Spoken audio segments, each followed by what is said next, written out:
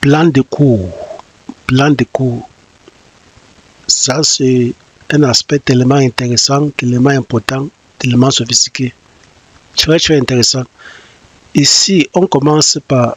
Ça veut dire que vous pouvez programmer toute l'année académique, toute une trimestre. Ça veut dire les matières qu'on va... Dans chaque matière qu'on enseigne, vous devez définir tous les chapitres qu'on va enseigner, toutes les leçons.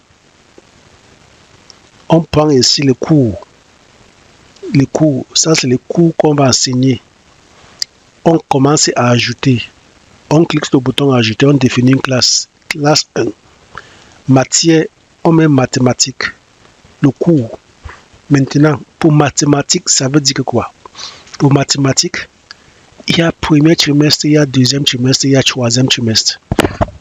Maintenant, ça commence, nous commençons en septembre jusqu'à juin. Au juin. Maintenant, de septembre jusqu'à en juin ou à la fin de l'année académique, c'est quoi les différents chapitres que on va enseigner en mathématiques? On met chapitre 1, on vient ici, on met plus, chapitre 2, plus, chapitre 3. Juste pour gagner le temps, vous pouvez mettre au fur, même 10, même 15, ça dépend de votre matière. On peut supprimer ici, on peut ajouter. Donc, quand c'est fait, on met sur Match. Nous avons créé chapitre 1, chapitre 2, chapitre... Désolé, je vais modifier. Il faut que je modifie. C'est mal écrit. Ça doit être 2. Ça doit être 3. Je vais mettre à jour. Donc, j'ai créé chapitre 1, chapitre 2, chapitre 3. Donc, quand c'est fait, je vais rentrer au niveau des plans de cours. Je vais maintenant aux prochaines étapes qui est sujet. Comme j'ai parlé au niveau de traduction, ça doit être leçon. Ça dépend de vous. Ça, c'est maintenant les...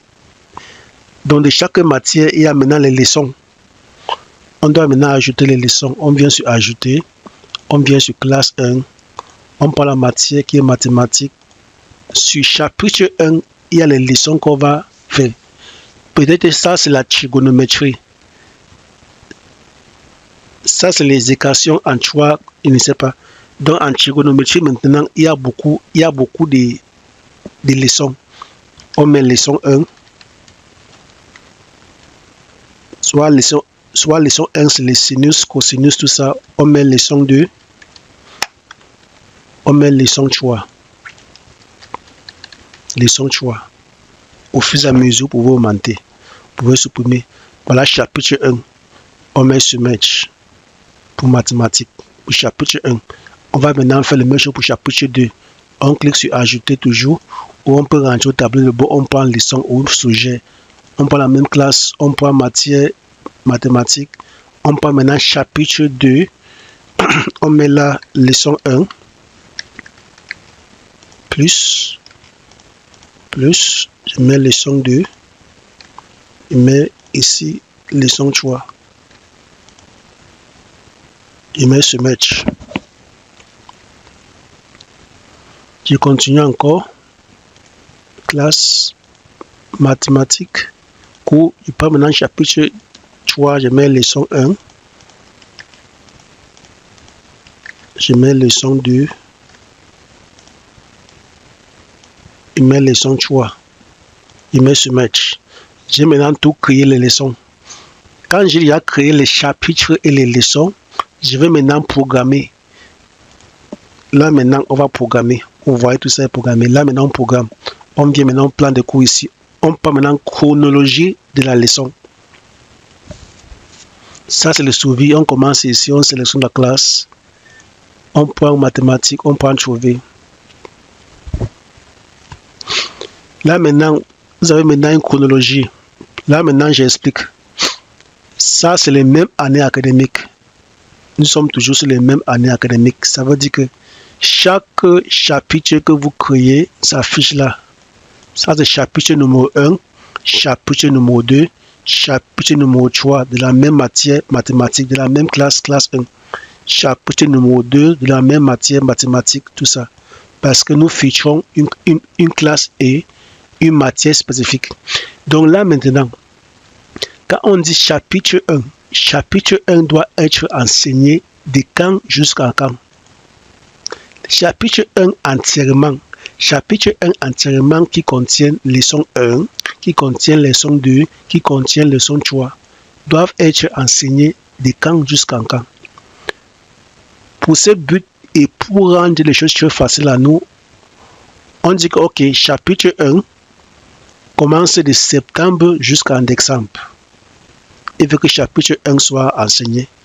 Parce que nous avons juste 3 chapitres à enseigner pour toute l'année académique. Donc ça dépend de vous. Vous allez savoir comment programmer. Donc, mon chapitre 1 commence de septembre jusqu'en décembre. Donc, je vais choisir ça. Ça va respecter mon année académique qui commence en septembre. Donc, je vais prendre... il faut que ça commence à septembre, le 1er septembre que l'école commence. Il veut que ça commence jusqu'à peut-être décembre 2025. Qui tombe toujours dans l'année académique. Il veut que ça finisse avant le 20 décembre. Je mets à jour. J'ai sauvegardé. Quand c'est fait maintenant, ça veut dire que tout le chapitre ici doit être enseigné de septembre jusqu'à décembre. Maintenant, je commence maintenant. Voici maintenant les leçons. Leçon 1, leçon 2, leçon 3 qui doivent être enseignées. Tout ça est dans ça. Ça veut dire que toutes les dates-ci doivent tomber dans ça. Maintenant, leçon 1, normalement, ça doit commencer qu'en septembre. Au 1er septembre, parce que ça commence le 1er septembre. Et leçon 2, on peut dire que peut-être ça finit en octobre. On peut dire 20 octobre. 20 octobre, ça tombe toujours dans ça. Leçon 2, on peut dire à partir du 25 octobre. On peut dire jusqu'à peut-être le 20 novembre. Maintenant, l'autre chose, on peut dire le 25 novembre ou toujours le 21 novembre jusqu'à quand ça finit le 20 décembre. Jusqu'à le 20 décembre. Vous voyez, quand c'est fait, on met mettre à jour. Ça est programmé. C'est comme ça. On vient maintenant sur chapitre 2. Chapitre 2 ne peuvent pas avoir la même date comme ceci. Ça commence seulement quand ceci est fini.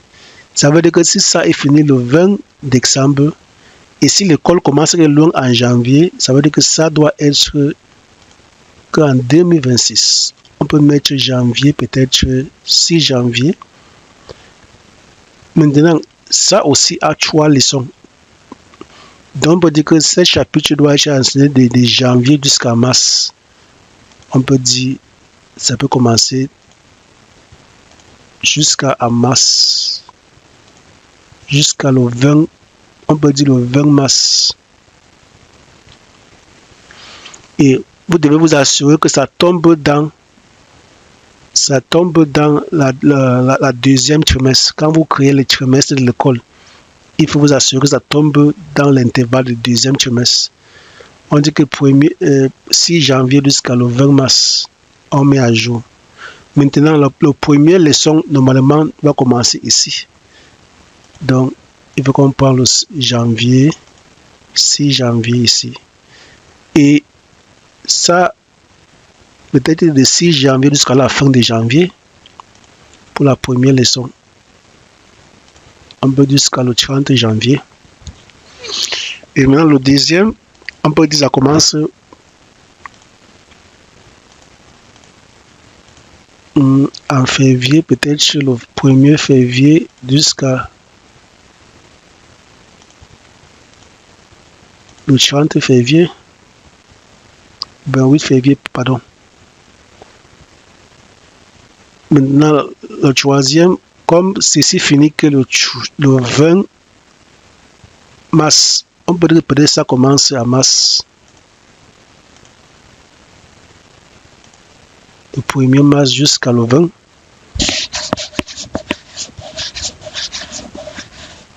Jusqu'à le 20.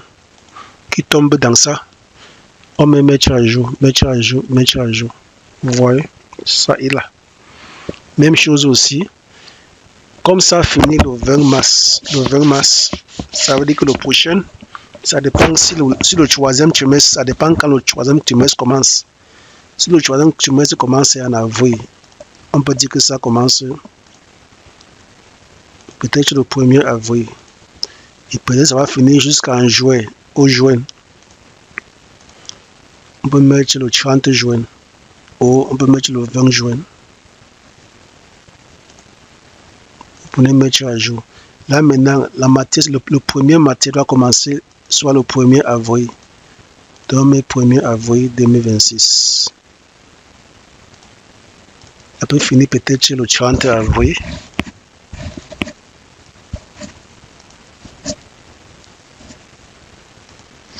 On met mettre à jour. Le deuxième peut commencer 1er mai. Après, finir le 30 mai. Et l'autre, on peut dire 1er juin jusqu'à ça finir à la fin.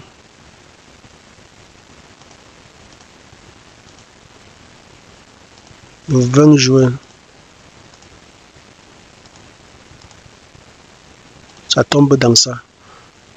On met à jour, on met à jour, on met à jour, on met à jour. Voir que tout est sauvegardé. Si tout est sauvegardé, c'est bon.